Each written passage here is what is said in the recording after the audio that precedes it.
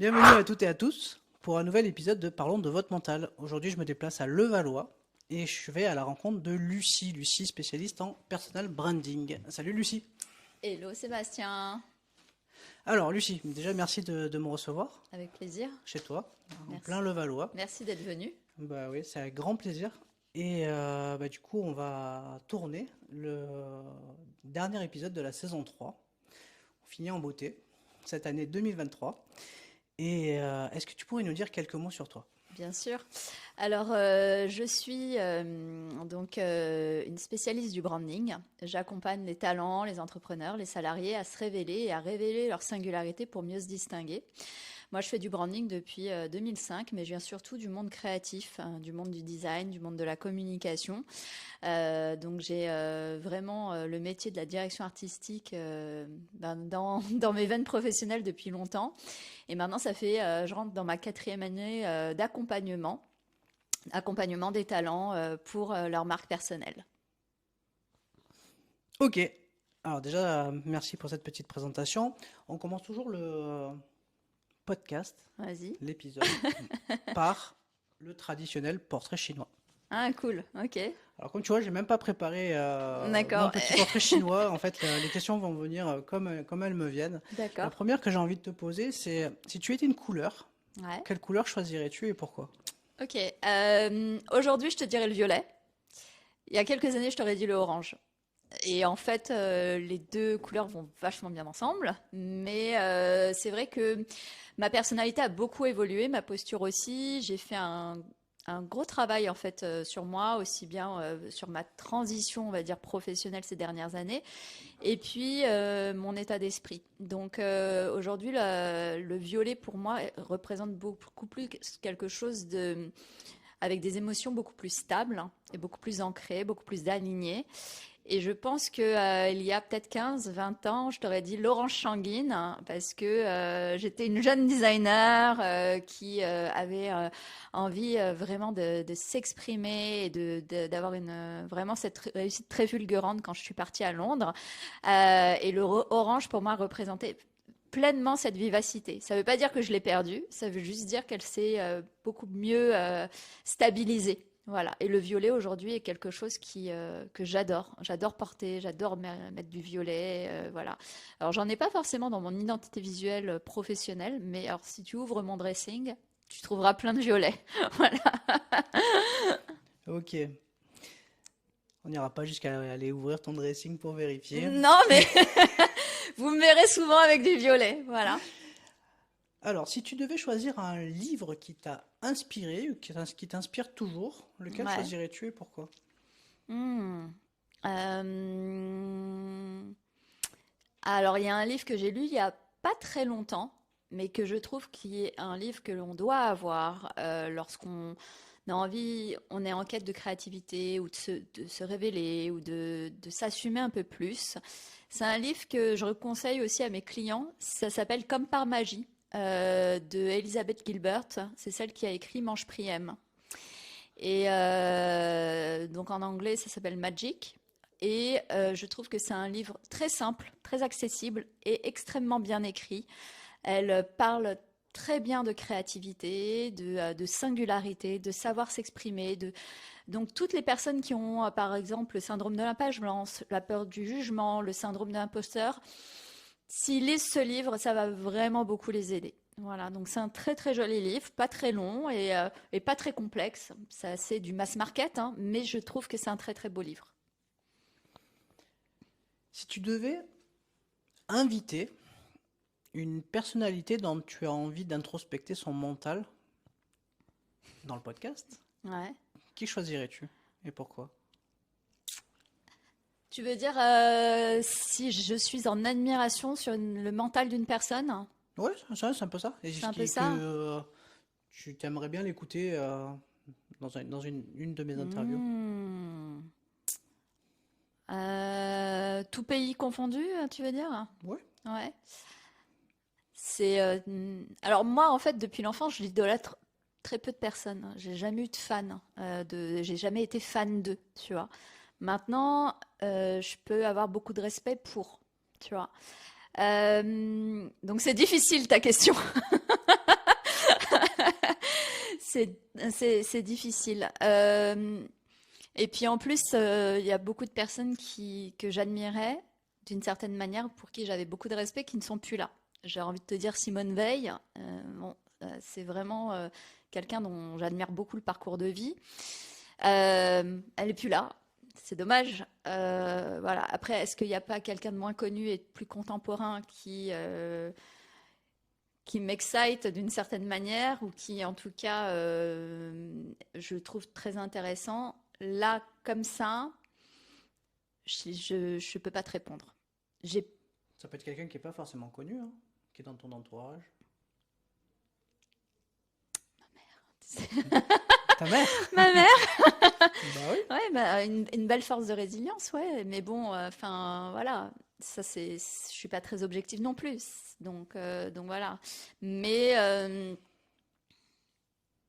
après, il y a aussi certains de mes clients aussi qui vraiment, je trouve que je leur tire chapeau bas parce que parfois ils reviennent de loin, parfois ils n'ont pas forcément toutes les cartes de prédisposition et ils se démènent. Et je trouve qu'il y a quand même voilà, des personnes qui se bougent bien les fesses et même si voilà, c'est pas mon job d'être en admiration devant mes clients ou quoi, vraiment j'ai un profond respect pour toutes ces personnes qui se bougent. Voilà. Bah après, c'est vrai qu'il y a toujours des gens, je trouve, qui sont inspirants dans leurs attitudes face à la difficulté. Ouais. Et c'est toujours intéressant parce qu'on se rend compte que bon, bah voilà, il y a ceux qui chutent et qui ont cette force de Alors, résilience et pour remonter. ouais. Et il y a ceux souvent qui baissent les bras et qui finalement s'enterrent un petit peu, quoi.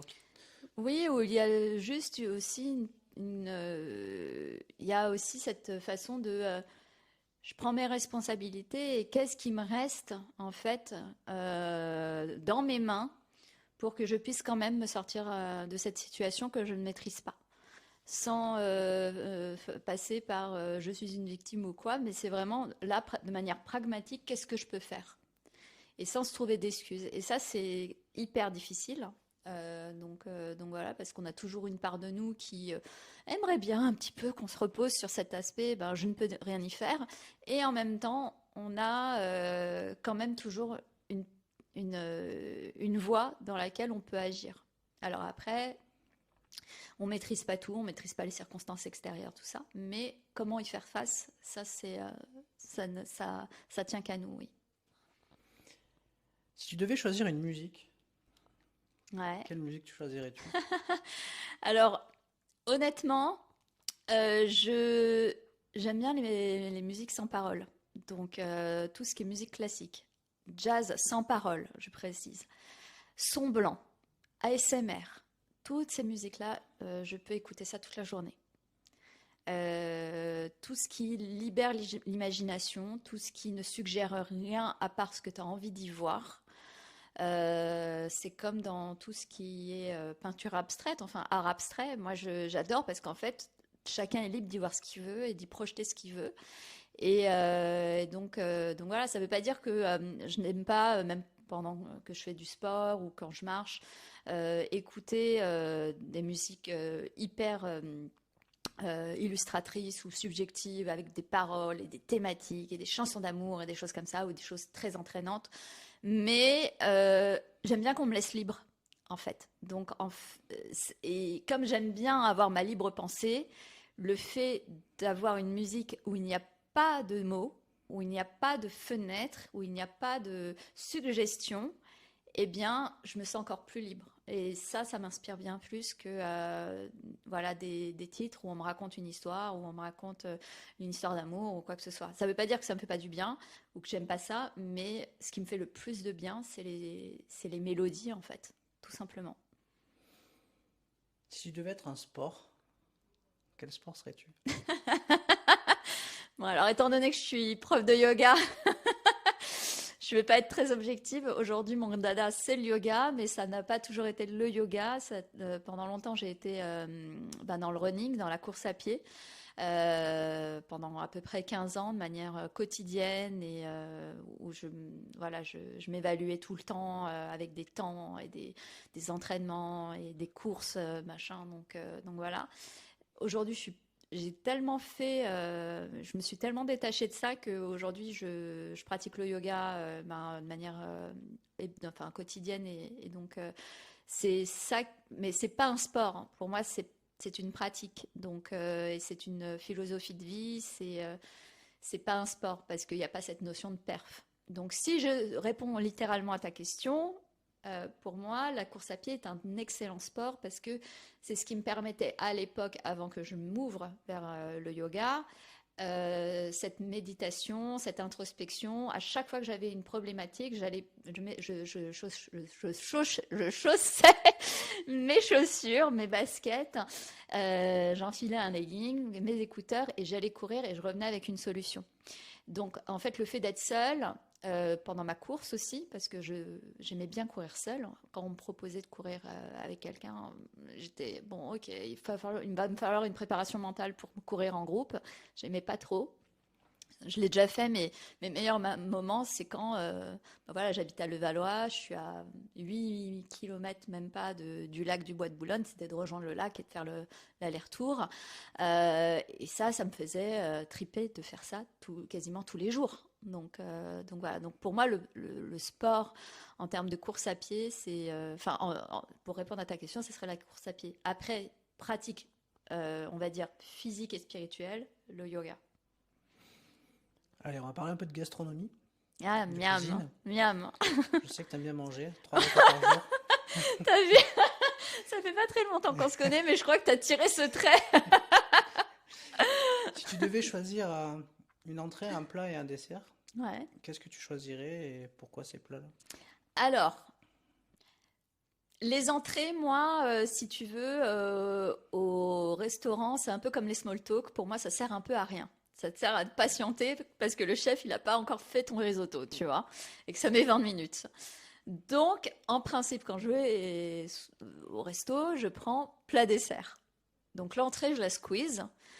Donc, je réponds un peu à ta question, plus ou moins. Donc, je prends pas d'entrée. Je prends pas d'entrée et si je prends un plat, je suis une grande fan de pizza, mais genre je suis une fan, mais une fan exigeante de pizza. C'est-à-dire que tu ne me donneras pas une pizza Pizza Hut ou une.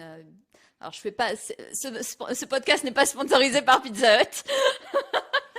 Tout ce qui est congelé, surgelé, non, no way. Mais par contre, voilà, des choses avec des bons ingrédients et tout ça, vraiment, je pourrais manger ça tous les jours. Et ensuite, en dessert, la haute pâtisserie, j'adore. Voilà. Et quelle pâtisserie en particulier? Alors, je suis une fan du Paris-Brest. Et je peux citer des noms ou pas? Bien sûr. Conticini en fait un très, très, très bon. Donc voilà, j'adore le praliné de manière générale. Et j'aime bien les choux. Et du coup, ça m'inspire aussi. Il y a une boutique Popellini pas très loin de chez moi. Et je passe souvent les voir pour prendre des choux individuels. Parce qu'en plus, ils sont malins. Ils font des choux à l'unité. Donc voilà, Des choux à l'unité. des choux à l'unité. T'aimes bien les macarons aussi, je crois, non? J'aime bien les macarons. En fait, tout ce qui est bon et de qualité et premium, j'aime bien en général. Donc, mais oui, en pâtisserie, ouais. Voilà. Bon, en tout cas, merci pour ce petit portrait chinois. Avec plaisir. On va rentrer un peu dans le vif du sujet du podcast, hein, parler de ton mental. Si je te demande qu'est-ce qui t'inspire ton parcours, qu'est-ce que tu me réponds? Euh, L'image que j'ai, c'est je tombe, je trébuche sur 10 cailloux et à chaque fois je me relève. Et à chaque fois je me relève, ça ne veut pas dire que je me relève avec l'enseignement parce que parfois, moi, souvent il m'a fallu répéter les erreurs pour bien que je comprenne la leçon. J'ai pas appris au bout de un caillou, il m'a fallu parfois 10 cailloux du même genre pour comprendre l'enseignement. Donc il fallait que ça rentre bien, parce que j'étais assez têtue, assez obstinée. Ça va mieux maintenant, mais c'est ce que ça m'inspire. Donc une fois que j'ai compris, en principe, j'ai compris pour longtemps, mais il me faut longtemps pour comprendre. Donc voilà, Et l'autre chose, c'est que j'abandonne rarement. Quand je crois vraiment en quelque chose, à moins que vraiment j'ai compris que c'était pas la voie qui s'offrait à moi, ou que c'était finalement pas pour moi, ou que ça me rendrait pas heureuse, ou finalement c'est pas ce que je voulais, eh bien dans ce cas-là, c'est pas que j'abandonne, mais je sais arrêter. Donc voilà, c'est pas de l'abandon parce que j'abandonne pas en fait. De quoi tu es le plus satisfaite? De quoi je suis le plus satisfaite? De m'être rendue totalement, enfin totalement, je pense qu'on n'est jamais complètement indépendante, parce qu'on est interdépendants les uns les autres, mais d'avoir poussé l'autonomie au maximum. Si je te dis rendre possible l'impossible, qu'est-ce que ça t'évoque? Ouais, c'est être dans une posture de solution, donc, et dans une posture de je vais me donner les moyens. Je ne connais pas le résultat, je ne sais pas, je ne le maîtrise pas, mais je vais tout faire et je me concentre sur le chemin. Et du coup, c'est vachement motivant parce que là, il y a des boulevards qui se créent dans la tête. Est-ce que ça fait écho à ton parcours? Oui, totalement. Ah oui, oui, oui. Est-ce qu'il y a des moments dont tu pourrais nous parler où tu pensais vraiment que tu pourrais pas transformer l'essai et au final tu y es arrivé? Ouais. Je pense, par exemple, quand je suis partie à Londres après mes études, je ne parlais pas du tout l'anglais et personne ne voulait m'embaucher. On me donnait des stages. Alors j'ai eu des très très bons stages juste après mon diplôme, mais personne ne me proposait de full-time job. Et pourquoi? Parce que j'étais inexpérimentée, mais en plus je parlais très mal l'anglais. Et à un moment donné, je me disais, mais en fait, tu sais quoi? Tu vas rentrer à Paris, tu vas te trouver un boulot en agence et ça sera basta cosy. Et en fait, à ce moment-là, il a fallu vraiment que juste de résilience, mais aussi, je pense que c'est important de rencontrer des personnes qui peuvent parfois te raviver la flamme et te dire non, tu vas rester, tu vas continuer, tu vas continuer d'y croire. Et à ce moment-là, j'avais rencontré une personne qui m'a vraiment aidé en fait sur le plan de l'hébergement parce que ça devenait problématique pour moi d'être à Londres. Et cette personne m'a hébergée alors qu'elle ne me connaissait pas, elle m'a hébergée genre 2 mois. Et ça m'a redonné un boost pour persister et enfin trouver un job. Et c'est comme ça que j'ai pu rester. Et cette personne, pour moi, voilà, il y a eu elle et d'autres personnes, mais qui, en fait, des fois, quand tu n'y crois plus, c'est un peu comme l'image de la bonne fée dans Cendrillon. Je sais pas, pourtant, tu penses vraiment d'avoir tout essayé, mais tu n'as plus de force. Et je sais pas, il y a quelqu'un qui passe à côté de toi et qui te tend une main. Il faut savoir la saisir. Il faut savoir saisir l'aide. Il faut savoir ne pas hésiter à demander de l'aide non plus. Raconter ta situation sans te victimiser, mais simplement en te disant, bah voilà, là je crois que je vais rentrer parce que j'ai plus d'argent. On me propose que des stages. C'est bien les stages. Les boîtes sont géniales. C'est des très belles cartes de visite. Mais moi, j'ai besoin de vraiment bosser. Et à ce moment-là, il y a quelqu'un qui te tend la main parce qu'on croit en toi. Et ça, en fait, moi, j'ai rencontré quelques personnes comme ça. Euh, et c'est la magie de la vie, en fait. Donc, mais c'est aussi la magie à être réceptif à ce type de rencontre, tu vois, à savoir y être ouvert et à savoir en faire quelque chose. Voilà. Ah oui, les rencontres apportent beaucoup, hein. D'ailleurs, Donc, il y a eu ce moment-là. Et après, oui, je pourrais certainement te parler de d'autres moments dans ma vie où à un moment donné, je voulais arrêter et où j'ai eu raison de continuer, tu vois. ouais, souvent on croit que derrière la porte ça s'arrête, mais souvent on peut s'ouvrir d'autres chemins, quoi. Non, on Mm. peut s'ouvrir. Ouais. Moi, je sais que quand je suis partie, je devais rester un mois. Au final, je suis restée quasiment 5 ans. Donc, c'est pour te dire que. Et j'ai eu raison de rester. Et maintenant t'es bilingue. Je suis bilingue, je travaille à l'international, je travaille avec. Je coach en anglais, j'en parle pas, mais je coach en anglais, je travaille sur des projets internationaux, oui. Enfin, et ça m'a permis de faire tellement de choses. Ça n'est même plus un sujet. Aujourd'hui, les gens savent qu'on peut m'approcher en français ou en anglais, c'est plus un sujet. Alors on va parler du mot mental. Ouais. Donc on peut y mettre beaucoup de choses derrière, mais toi si tu devais le définir ce mot, quelle définition tu pourrais y mettre? Moi, je le nomme hein, déjà. Je le définis pas, je le nomme. Dans ma communication et partout, je l'appelle Gérard.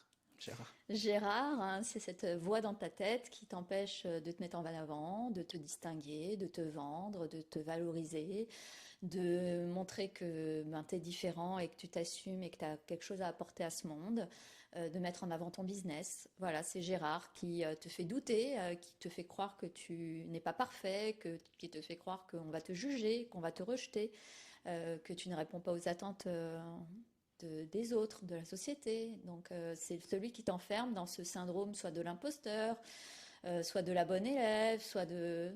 Voilà. Donc moi je l'appelle Gérard le mental. Voilà. Pourquoi Gérard? Alors Gérard, c'est un Gérard, c'est le prénom d'un de mes oncles et qui n'a pas toujours eu bonne presse. Moi, j'ai un lien très affectueux avec mon tonton, avec mon oncle, mais c'est vrai que c'est un peu l'enquiquineur. C'est l'enquiquineur, c'est celui qui juge, c'est celui qui se dispute, c'est celui qui critique, c'est celui à qui on ne veut pas forcément ressembler. Et moi, j'ai beaucoup de compassion quand même pour cette personne. Parce que je pense que derrière, il y a un mental, quand on l'écoute trop, c'est aussi quelqu'un qui ne s'accepte pas ou quelqu'un qui n'est pas forcément très heureux. Et on en a tous un. Et après, savoir le gérer, c'est autre chose. Savoir le voir et savoir le gérer. Alors, là, on parle de mental. Souvent, on associe le mental à une préparation. En tout cas, moi qui viens du monde du sport, souvent on se prépare mentalement pour des Ah oui, épreuves. ce mental-là, Voilà. that mindset. Est-ce que toi, tu te prépares mentalement? Est-ce que tu as des habitudes, des rituels, des choses qui font que tu renforces ton mental au quotidien? Ouais. En fait, moi, quand je sens que j'ai un blocage, et je suis assez bonne pour sentir aussi quand je vois une croyance apparaître. En fait, j'ai un automatisme maintenant parce que je le transmets aussi à mes clients, mais c'est un automatisme de, ok, c'est qu'une croyance, comment je peux dépasser ça? Mais je pense que c'est quelque chose que j'avais même avant d'accompagner. C'est-à-dire que quand on me disait non, tu vas pas pouvoir rester, non, non, non, non, non, non, comment je peux dépasser ce non? Est-ce qu'il n'y a pas un autre moyen? Et ça, c'est ma capacité à être créative. C'est penser en dehors des cases. C'est de se dire, bon, bah, en fait, comment je peux progresser? Ça sera peut-être pas le même objectif, en tout cas peut-être pas tout de suite. Il va falloir peut-être être patiente. Donc je négocie avec ma propre patience et je pense que c'est ça aussi d'avoir du mental, c'est savoir être indulgent, patient, bienveillant et dans l'action et de se dire bon bah en fait comment je vais pouvoir progresser si je peux pas progresser comme je voulais à atteindre la note de 10 parce qu'en l'état, j'ai peut-être pas les moyens, ou alors j'ai pas encore la notoriété, ou alors j'ai pas techniquement, je ne sais pas ça, ou je ne sais pas faire ça. Ok, comment je peux déjà progresser de 0 à 2 et puis de 2 à 4. Et je découpe un peu l'objectif en étant beaucoup plus raisonnable et en étant beaucoup plus patiente et en désacralisant l'histoire du temps. Parce que le temps, en fait, c'est ce qui te met aussi la pression. C'est ce qui te dit, bon, bah, en fait, tu n'as pas réussi à cet objectif. Ben, si, en fait, tu n'as peut-être pas réussi cet objectif dans ce temps-là, mais tu as réussi d'autres choses entre-temps. Donc, en fait, je pense qu'il y a cette notion de temps qui est hyper importante quand on se fixe un objectif. C'est d'avoir des objectifs lointains et puis des objectifs, si tu veux, de proximité, réalisables quasiment à l'instant T. Si tu actionnes si tu fais certaines actions, tu auras certains résultats. Donc, et c'est beaucoup plus facile pour le cerveau d'y croire. Par contre, quand il y a un grand gap entre moi et l'Everest, évidemment, mon cerveau, il va pas y croire. Hein. Je veux bien y croire qu'un jour, je vais pouvoir le monter. Mais en attendant, il faudrait peut-être que je monte les 6 étages de mon immeuble. Tu vois? Donc, il y a une préparation, il y a se donner les moyens, et puis se donner des objectifs quand même qui sont réalistes et réalisables à l'instant. Souvent, on dit que l'enthousiasme Mm. est un élément primordial pour le mental. Qu'est-ce que tu en penses? Ouais, la joie, le kiff. Le Paris-Brest dans ton activité, quoi, tu vois, genre, je pense que si t'as pas ça, ton activité, elle perdure pas, hein, parce que c'est tellement difficile, tu vois, et je pense qu'il y a beaucoup de business qui ferment au bout de peut-être 23 mois de chômage, parce que, ben, effectivement, ils n'ont pas encore les fruits de ce qu'ils ont semé, et puis parfois, ben, la foi, FOI, elle disparaît parce qu'il n'y a pas une satisfaction, un enthousiasme ou une joie suffisamment forte pour même le faire continuer, faire vivre le projet ou à côté peut-être d'un side job ou d'un full-time job, quoi, tu vois. Et je pense que la joie doit être la première chose. Tu vois, l'envie. C'est au-delà du besoin, c'est l'envie. Parce que c'est l'envie qui va pousser, qui va faire que tu auras envie de trouver des solutions, qui va avoir envie de faire que tu dépasses ta peur d'être exposé, de te montrer. Tu vois, c'est la joie en fait. Mais elle est où ta joie? C'est à partir de quoi en fait? Pourquoi tu fais ça? Pourquoi, même quand je vois les personnes qui prennent par exemple des appels à moi, ok, pourquoi tu as pris cet appel? Qu'est-ce que tu crois que je vais pouvoir faire pour toi? Pourquoi tu es là? Pourquoi?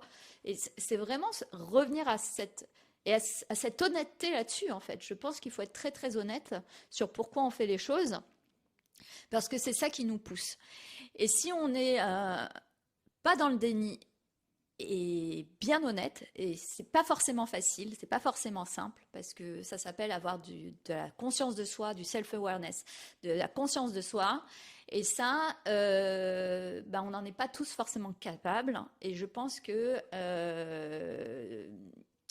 alors ça peut s'apprendre, ça se fait en coaching aussi, mais c'est ce qui va faire que tu vas avoir une montée de sérotonine d'un coup, tu vois, et de dopamine, parce que ton truc, il te met en bonheur, il te met en joie, tu es super motivé, tu as envie d'actionner les choses, et tu te démoralises pas parce qu'on t'a mis un nom, deux noms, trois noms, quatre noms, tu vois, ou un vu. Je vois. Un vu, tu sais, le vu, Vu. le vu. Donc toi qui fais du yoga, donc je pense que l'importance de se connecter à soi-même, c'est quelque chose que tu mets en place. Ah ben en fait, moi je pense que avec ce que je fais et avec ce que je transmets, je pense que les personnes qui font du personal branding, si elles ne sont pas connectées à elles, mais plus à ce qu'on pourrait penser d'elles, il y aura un décalage. Et moi, ce que je veux, c'est de l'authenticité pour mes clients et c'est ce qu'ils viennent chercher. Donc il y a vraiment une connexion à soi, il y a vraiment une connexion à qui je suis, pourquoi je suis là et pour qui je le fais. Et je pense que c'est essentiel parce qu'autrement, bah, en fait, on est dans la projection de ce qu'on pense qui serait bien de montrer. Et ça crée une image assez factice, assez maîtrisée, mais dans le sens pas authentique. Et ça, c'est pas forcément inspirant. Et puis, on a tous un radar à mytho. Donc, quand on voit, oh non, mais c'est vrai, il s'active plus ou moins. Ça s'appelle l'intuition. On sent quand quelque chose est assez fake. Donc, je pense que le premier travail que je fais et que j'aide à faire, c'est cette connexion à soi-même. Pourquoi tu es là? Sois honnête. Pourquoi? Alors, je ne traite pas comme ça mes clients, mais pourquoi tu es là? Non, mais pourquoi on est là, en fait? Sans se raconter de bullshit. Donc voilà. Et effectivement, le yoga, mais j'avais trouvé ça aussi dans le running. Le yoga, en fait, tu peux pas bullshiter avec le yoga. Tu bullshit pas avec la patience. Tu bullshit pas avec l'humilité. Tu bullshit pas avec l'alignement. Et quand tu es en méditation aussi avec toi et toi-même, bah, tu entends tous les Gérards dans ta tête. Et je peux te dire qu'il y a du bruit, hein, il y a du monde. Donc, il faut savoir les éteindre. Et quand tu apprends à les éteindre, et ben en fait, tu es libéré de tout ça et tu peux sortir quelque chose qui soit sincère et ben voilà, qui t'appartient. On va parler de confiance, Ouais. la confiance en soi et puis et du droit à l'erreur. Comment toi tu as construit ta confiance? Moi, je l'ai construit sur. Alors, je pense que j'ai pas toujours eu confiance en soi et enfin confiance en moi. Et il y a plein de. Je pense que c'est une quête. Je pense que c'est un travail quotidien. Je pense que c'est un travail de tout le temps en fait, hein. Je pense que c'est pas un jour on se réveille, on a confiance en nous. Je pense on apprend à avoir confiance d'abord en la vie. Et c'est ce qui nous aide à avoir confiance en nous. Donc on revient à ce concept de la foi.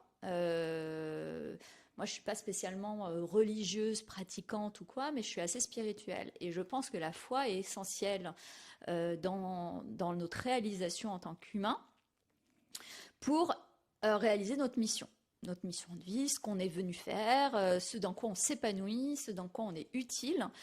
Et en vérité, la, pour moi, la foi est vraiment le sujet essentiel. Répète-moi ta question parce que du coup, mon cerveau, qui est un petit peu en TDAH, il est parti sur autre chose. Je te demandais comment tu avais construit ta confiance en toi. Ouais, ok, exact. Alors, alors, ma confiance en soi, moi, je pense que j'étais une enfant rebelle. Rebelle dans le sens où j'ai toujours pris plaisir à répondre. Mais vraiment, répondre à mes parents, répondre à ma sœur, répondre à l'autorité, répondre à mes boss, répondre, tu vois. Donc, finalement, c'était en réponse, c'était plus de l'ego. Je cherchais à me construire. Parce que j'avais pas forcément confiance en moi, puisque j'avais l'impression qu'on m'écoutait pas. Donc, et que j'étais pas importante, tu vois. Donc, ça, c'est ma petite faille narcissique d'enfant de 5 ans, tu vois. Et en fait, après, je me suis construit en simplement en me disant, je peux le faire. Je vais pas rester en banlieue, je vais pas rester en France, je vais voir plus grand. Je veux ça aussi pour moi. Je veux accéder à ça. Ça, je peux me le construire. Je suis sûre que je vais y arriver. J'ai pas besoin de ci ou de ça, ou d'être né là, ou quoi, ou qu'est-ce. Bon, en plus, enfin voilà, je viens d'une famille où on n'a pas forcément fait d'études, où on relève pas spécialement sur l'or, donc, mais j'avais envie de me construire une vie qui m'appartient et que je choisis, que je subis pas, que je subissais pas. Donc en fait, ben, je voyais toujours plus par l'ambition en fait. Et ça a été assez tôt en fait, ça s'est révélé assez tôt quand on me disait qu'est-ce que tu aimerais faire plus tard. Quand j'avais 6 ans, je crois que je disais je voulais faire coiffeuse, mais je voulais surtout ouvrir des salons. Et je disais je veux ouvrir des salons de coiffure. Je sais pas, je veux faire les bigoudis à mamie, hein, tu vois. C'est je veux ouvrir des salons de coiffure. C'était vraiment cette idée d'expansion en fait. Et quand je suis arrivée à la fin de mes études en école d'art graphique, bah, en fait, il était hors de question que je reste à Paris. Pour moi, c'était trop petit. Tu vois, j'étais en banlieue dans le 93, donc c'était encore plus petit. Paris, c'était encore plus petit. La France était plus petite. Je suis d'abord partie au Canada, puis à Londres. Et quand je suis rentrée à Londres, bah, en fait, bah, il était, encore une fois, je visais les grands. Donc, je n'ai visé que des grandes agences. Tu vois. Donc, en fait, je voulais à chaque fois des grandes tailles. Donc, pour moi, c'était une manière de me réaliser, d'apprendre auprès des meilleurs et de me dire, bah, en fait, je peux le faire. Et c'est en fait le côté, je peux y arriver, moi aussi, parce que la vie me donne ces capacités, j'ai des capacités, je vais les utiliser et on verra ce que ça donne. Et c'est ce qui a fait que j'ai pu faire ce que j'ai fait. Quel rapport tu as au droit à l'erreur? Je suis beaucoup plus indulgente aujourd'hui. J'étais très intolérante à l'erreur, même vis-à-vis de moi-même. Je supporte pas le mot échec, voilà. Mais ça, c'était avant. Ça, c'était avant que je comprenne deux, trois trucs sur moi et sur ben aussi ce que la vie a à t'offrir. Comme quoi, l'erreur n'existe pas. Mais vraiment, aujourd'hui, je le pense sincèrement. C'est simplement ben, une expérience qui t'amène à un résultat et que tu considères négatif ou positif. Mais ça, c'est ton jugement, ton ego d'humain. Et aujourd'hui, en fait, qu'est-ce que tu tires comme enseignement, que ce soit dans les relations ou dans le travail, et dans les relations de travail et dans les relations personnelles, du coup, si on recompartimente et on reprécise. Et là, en fait, tu peux être vachement plus positif par rapport à cette question de confiance. Du coup, quand on voit plus l'erreur, on prend vachement confiance en nous, en fait. Parce qu'on se dit, en fait, j'ai testé un nouveau truc. Ma vie est un laboratoire.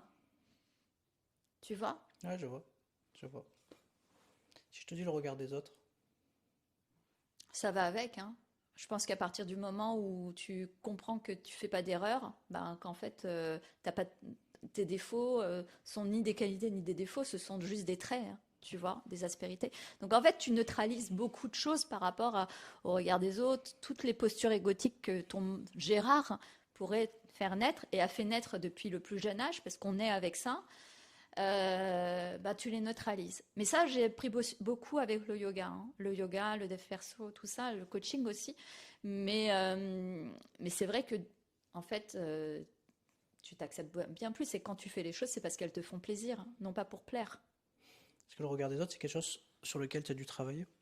Oui, je pense, mais qui n'est pas en proie au regard des autres avant d'avoir travaillé dessus, je pense vraiment que c'est quelque chose, effectivement, que tu vois depuis la note à l'école ou l'allure que tu peux avoir à l'école ou l'image que tu construis en entreprise quand tu es salarié.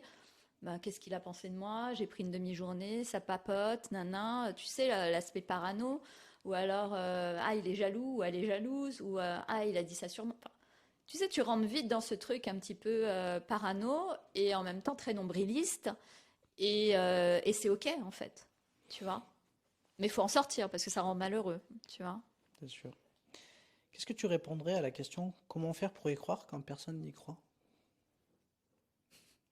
Ça dépend du projet. Euh, Il y a deux choses, hein. Si personne n'y croit, il n'y a peut-être pas de marché. C'est comme il n'y a pas de concurrent, il n'y a peut-être pas de marché. Euh, et faire sa propre expérience. Je pense qu'en fait, je pense qu'il faut aller au bout des choses pour, quitte à se prendre un mur. En fait, c'est jamais un mur, c'est toujours un enseignement. Donc parfois, l'enseignement se fait dans la douleur, mais au moins tu peux mieux avancer. Est-ce que tu as des habitudes pour rester positif quotidiennement? Bah, déjà, j'ai beaucoup de discipline. Je suis pas militaire, mais je suis très très réglée. Je suis très réglée, c'est-à-dire si je mange pas à heure régulière, si je dors pas 8 heures, si je fais pas de yoga ou de sport, je peux facilement dysfonctionner. Donc ça, je suis très très très au point sur mon hygiène de vie. Est-ce que tu peux répéter la question? Mon cerveau a encore... Je te demandais si tu avais des habitudes pour te Ouais. permettre de rester positif au quotidien. Oui, ah ouais. Je pense aussi que ce qui m'aide à être positive, c'est d'apprendre à laisser les choses que je maîtrise pas, c'est-à-dire faire mon maximum.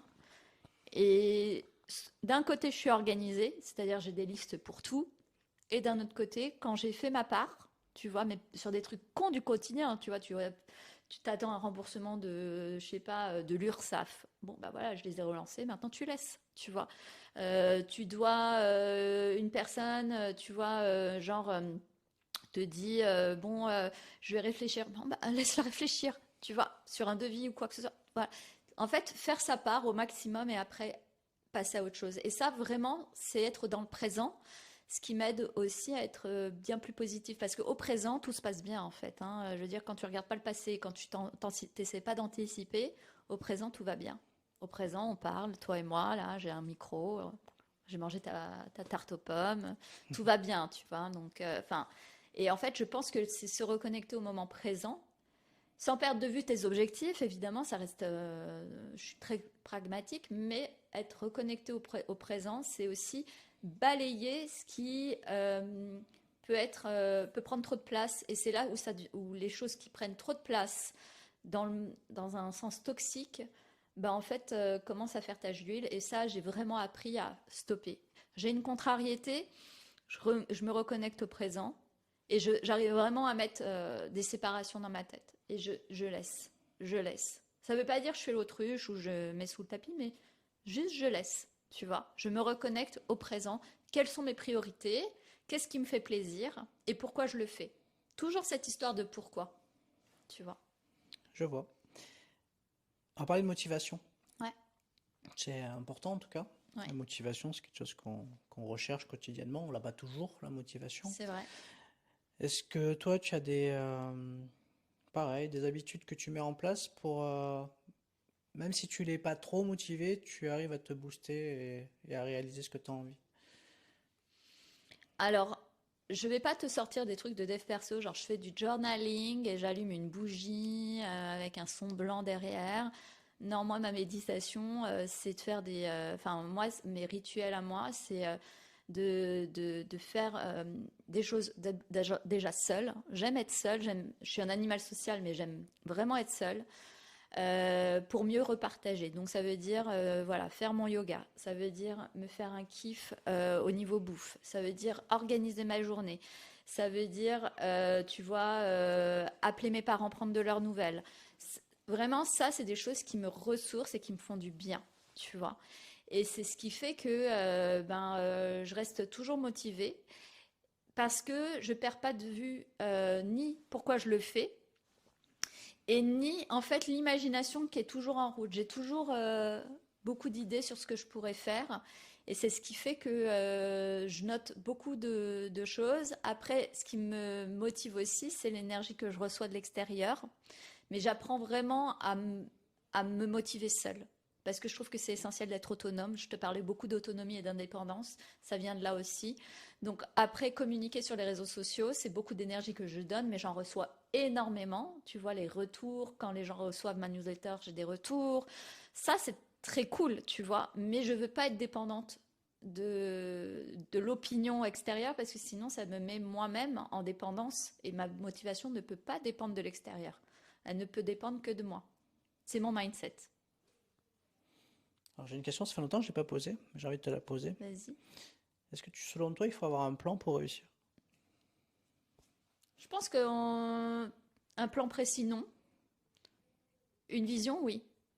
Une vision de la posture, l'état d'esprit et les conditions dans lesquelles on aimerait vivre.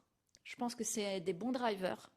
Et je pense que c'est important de savoir pourquoi on veut les faire, parce que sinon, on fait les choses avec errance. Et quand on n'a pas de stratégie, on peut tomber là où on n'aimerait pas forcément tomber. Donc, il faut quand même une espèce de plan, parce que ça amène effectivement une certaine maîtrise, même si on n'aime pas le contrôle, ça donne quand même une route, tu vois. Mais entre le point de départ et le point d'arrivée, je pense qu'il faut se laisser aussi un peu de laisse. C'est un peu comme quand tu fais une randonnée.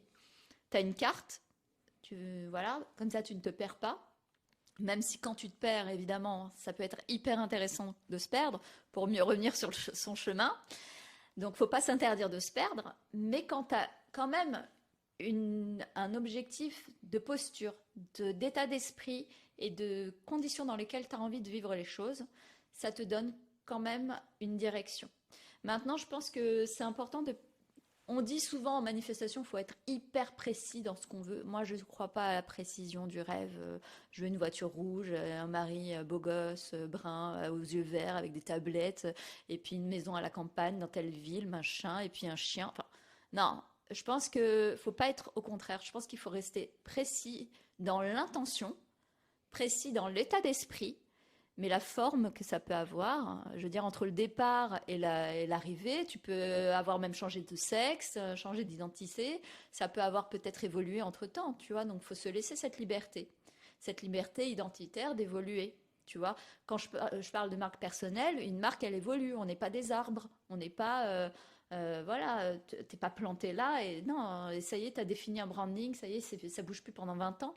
Je te souhaite que ça bouge. Tu vois, je te souhaite que ça bouge. Sinon, tu vas t'interdire beaucoup d'être heureux, tu vois. Donc, tu vas t'enfermer dans une case qui, à un moment, c'est comme de porter un vêtement trop petit, ça va être trop serré. Donc, je pense qu'il faut, encore une fois, être intentionnel, mais se laisser beaucoup de liberté sur la forme, tu vois. Donc, pour reprendre la métaphore de la randonnée, tu pars d'un point de départ et tu as plus ou moins une idée de là ce que tu aimerais vivre, l'émotion que tu aimerais vivre, l'émotion que tu aimerais vivre. Et entre les deux, tu as un chemin, mais tu peux avoir une rivière, tu peux être une falaise, tu peux être au bord d'une falaise, tu peux avoir parfois envie de sauter, mais tu sautes pas. Puis tu trébuches sur un caillou, et puis tu as un coucher de soleil, et nanana, tu vois. Et puis tu as fait un détour. Ah ouais, c'était un détour avec une surprise pas très agréable.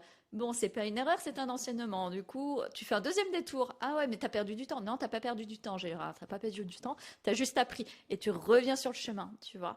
Mais tout ça, c'est ce qui fait que à la fin, tu peux remplir un peu plus ton intention de départ.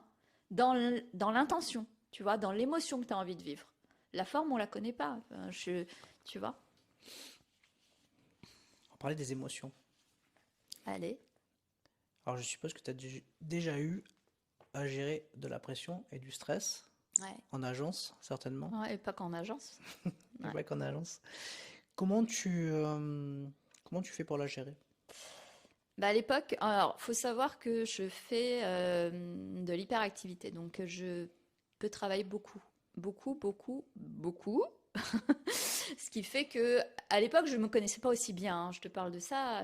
Les agences, moi, j'ai arrêté de travailler avec il y a presque plus de 10 ans, quoi, tu vois, vu que je me suis lancée en 2013. Et en fait, ben c'est simple, la pression, je la gérais pas. En fait, je me connaissais tellement pas que j'absorbais, j'absorbais, j'absorbais. J'ai fait quand même 2 burn-out, tu vois. Donc 2 burn-out où je travaillais énormément, où j'étais à un niveau d'exigence qui était quand même très très élevé. Et en fait, ben, la pression, je la gérais pas. Donc à la fin, ben, je la gérais pas. Donc ça partait en vrille avec mon caractère rebelle, forcément. Donc, j'étais pas bien. J'étais très malheureuse et ça se ressentait dans mes comportements et tout ça. Donc je ne la gérais pas. Aujourd'hui, quand on a appris de ses erreurs, on essaye de faire les choses un peu différemment. Il y a des moments où j'ai beaucoup de pression, des semaines qui sont extrêmement chargées, mais, je mets mes limites. C'est-à-dire que, par exemple, je ne prends plus de coaching après 18 heures. C'est tout. Sinon, je ne suis même pas bonne pour coacher, je ne suis pas bonne pour écouter, je ne suis pas bonne pour conseiller, je suis pas bonne, quoi. Enfin, je veux dire, faut être réaliste, tu vois. Donc, il faut bien se connaître pour bien transmettre, il faut bien se connaître. Et aujourd'hui, juste, je respecte mon énergie, donc je l'oriente mieux. J'écoute beaucoup mieux mes émotions. Quand quelque chose, euh, j'ai reçu une information ou une remarque, ou j'ai dit quelque chose, et tu sens que c'est pas aligné, c'est resté là, et vraiment au niveau,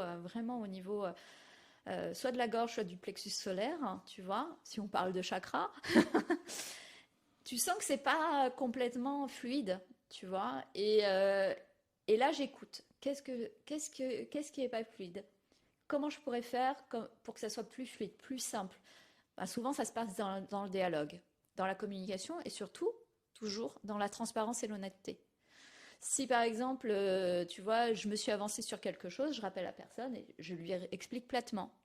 Si je pense que j'ai été trop loin sur quelque chose, j'appelle et j'éclaircis, tu vois. Je pense que, en fait, je suis véritablement une communicante, mais alors au sens littéral, tu vois. J'adore communiquer. Et pour moi, dans la voix, dans les mots, les choses se passent. Donc, je ne laisse jamais de non-dit. À part quand je pense qu'il y a eu des évidences et qu'il n'y a pas besoin d'ajouter quoi que ce soit, en principe, je ne laisse jamais une situation dans le flou, quoi. J'aime vraiment percer les abcès et ça, c'est une manière pour moi de désamorcer les pressions, les choses comme ça, d'éclaircir, de travailler main dans la main aussi avec mes collaborateurs ou avec mes clients et ne pas porter tout sur mon dos, en fait, de comprendre qu'il y a une co-responsabilité à une situation, et ça, je ne le comprenais pas plus jeune. Tu vois, il y a 13 ans, je ne le comprenais pas. Enfin, pour moi, on me donnait un projet, ben, je partais tout. Ah ben, tout. Donc, en fait, c'était aussi un défaut de mon mental, tu vois, un défaut. Une mauvaise perception du mot responsabilité. Je ne savais pas qu'il y avait qu'une part de moi. Je pensais que je prenais toute la responsabilité. Tu sais, quand tu penses que tu vas sauver une boîte, que tu vas sauver un client, que tu vas. Tu vois? Et ça, ça mène. Il n'y a pas eu que moi, hein, ça mène plein de gens au burn-out. Mais ça, faut le comprendre. Voilà. Oui, le burn-out, on en parle. C'est un fléau de société, on en parle beaucoup. Oui, parce qu'on ne pense pas à la co-responsabilité, on ne pense pas collectif, en fait. On pense trop de manière finalement très nombriliste. Et derrière ça, il y a des quêtes de valorisation, des quêtes d'envie de faire bien, des quêtes de perfectionnisme. Mais ça rend malade les gens. Et les gens se rendent malades aussi parfois tout seuls. Donc après, il y a un système hein, qui est créé autour de ça, je dis pas. Mais en tout cas, moi, j'ai compris ça. Et maintenant, je mets des choses en place qui me permettent d'être émotionnellement et énergiquement disponible. Tu dis que tu as fait de burn-out, comment tu as fait pour t'en sortir? Alors, le burn-out, il n'était pas uniquement forcément lié que à la charge de travail, il était parfois lié aussi en plus à la politique de l'entreprise qui parfois ne me convenait pas. Et ben c'est simple, hein, je cherchais du travail ailleurs et je suis partie, ou alors j'ai demandé des ruptures conventionnelles. Donc c'est voilà, ça a été tu t'en vas en fait, tu t'en vas et surtout j'ai compris qu'au bout au bout d'un moment que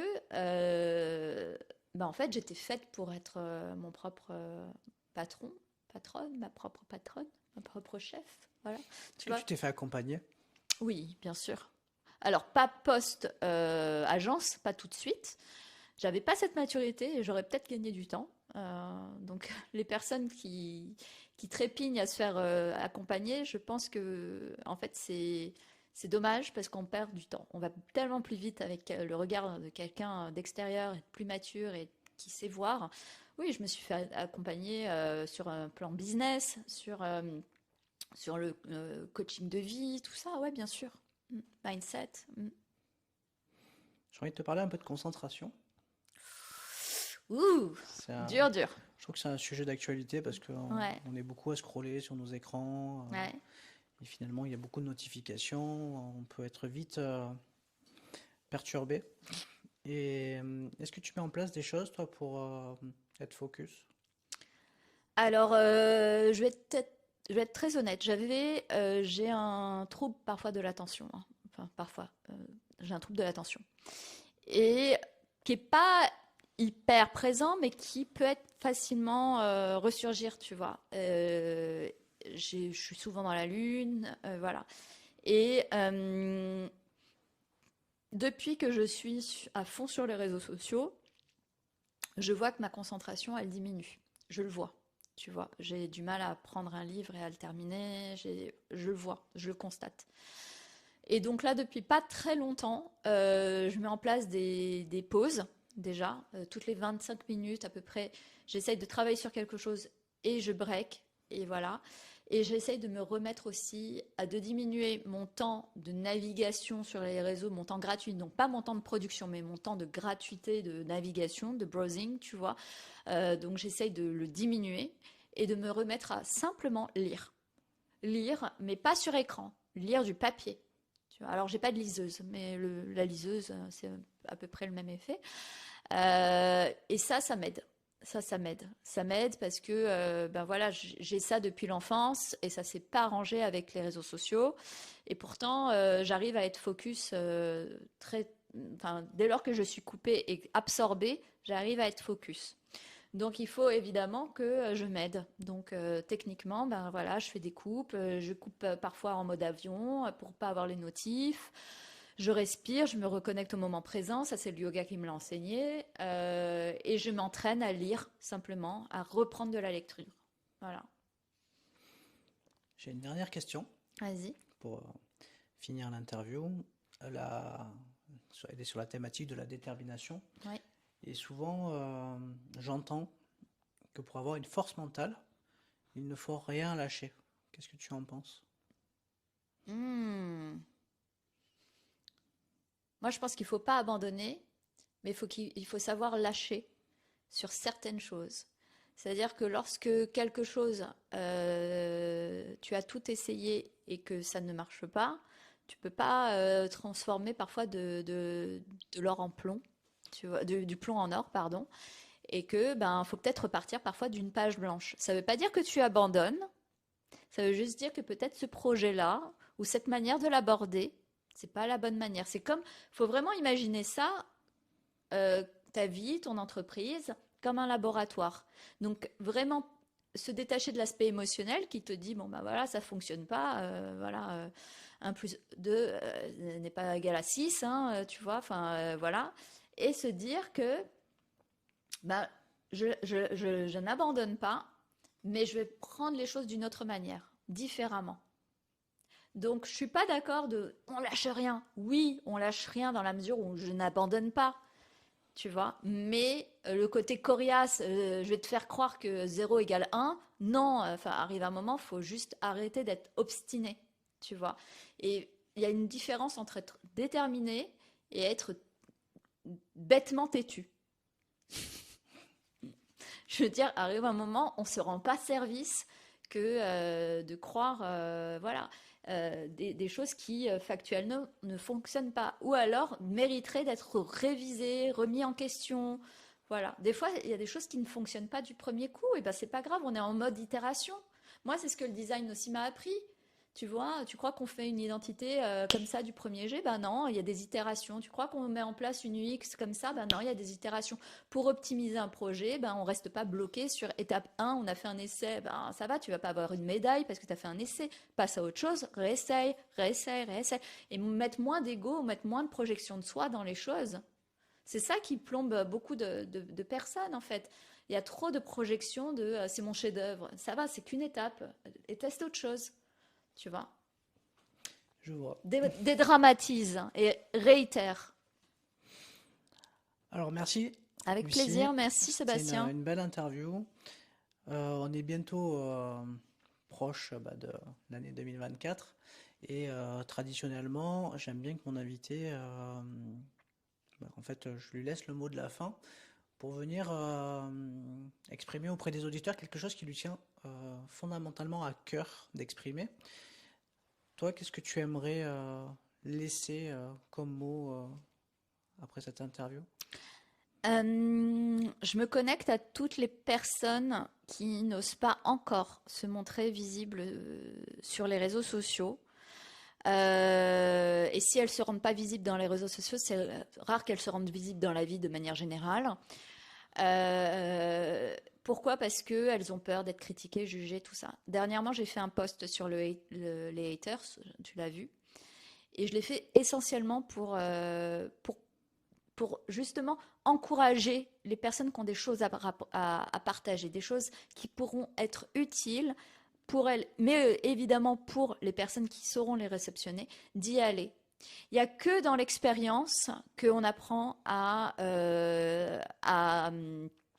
faire, à montrer sa différence, que dans l'expérience qu'on apprend à se confronter aux choses, aux parts de nous qu'on n'aime pas, qu'on aimerait bien laisser de côté. Et c'est vraiment, c'est dans cette ombre-là que jaillit la lumière. C'est pas dans la confection d'un personnage, la confection factice d'un storytelling, la confection factice d'une singularité qu'on fait ressortir quelque chose de beau. Vous avez déjà tout. Tout est déjà là, assumez-vous et arrêtez de penser que vous êtes des narcissiques. On a tous une part narcissique. Il suffit simplement de l'assumer, de lui dire bonjour et de la mettre de côté pour mieux transmettre quelque chose de plus grand que notre ego, notre Gérard, notre mental, et d'être vraiment au service d'eux. Donc si vous avez des choses à partager, que vous faites un métier incroyable, dans le sens incroyable, vous n'êtes pas Madonna, vous êtes les Madonna de votre métier dans le sens où vous avez quelque chose d'utile et de bienveillant à apporter, et bien foncez. Foncez parce que personne ne va vous donner d'autorisation. Les haters, ils dorment la nuit et c'est important de faire votre place. Si vous ne la faites pas sur les réseaux sociaux, encore une fois, est-ce que vous avez envie de la faire tout court, de manière générale? Voilà.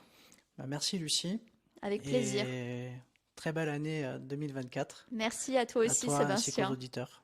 Merci beaucoup. Au revoir.